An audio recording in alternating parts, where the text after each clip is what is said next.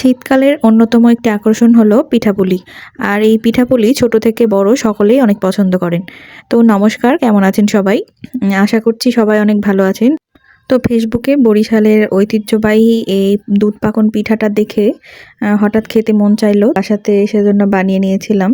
আসলে আগে কখনো বানানো হয়নি, এই প্রথমবারই বানিয়েছি। তো আমি প্রথমে দুধের মধ্যে চালের আটা আর ময়দাকে সামান্য পরিমাণ লবণ আর চিনি দিয়ে একটু ভালো মতো সেদ্ধ করে নিয়েছিলাম। এবার সেদ্ধ করা হয়ে গেলে আমি তার মধ্যে একটা ডিমের অর্ধেকটা আর সামান্য পরিমাণ তেল দিয়ে ভালো করে মথে নিয়েছিলাম। এবার মথে নেওয়া হয়ে গেলে অল্প পরিমাণ ডোটা নিয়ে আমি এই ফুলের শেপটা দিয়েছিলাম। তো আপনারা দেখতে পাচ্ছেন আমি চামচ দিয়ে ফুলের শেপটা করে নিয়েছি। তো আপনারা চাইলে আপনাদের পছন্দ মতো শেপ দিয়ে এই পিঠাটা বানিয়ে নিতে পারেন।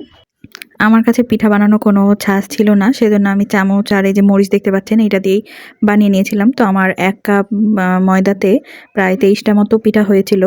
এবার পিঠাগুলো বানানো হয়ে গেলে কড়াইতে তেল গরম করে এবার পিঠাগুলোকে দিয়ে হালকা নেড়ে চেড়ে ভেজে নিতে হবে।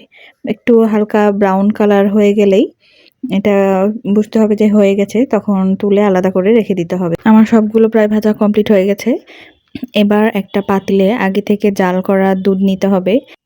এবার দুধের মধ্যে গুড়টা দিয়ে আমি ভালো মতো মিশিয়ে নেব।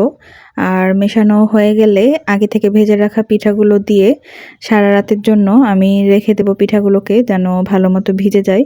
তো দেখেই বুঝতে পারছেন যে পিঠাটা কতটা লোভনীয় সুস্বাদু হয়েছে। আর প্রথমবার বানিয়েছি, পরও অনেক সুন্দর হয়েছিল খেতে।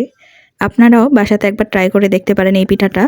আর ভিডিওটা যদি ভালো লেগে থাকে অবশ্যই লাইক, কমেন্ট আর শেয়ার করে দিবেন।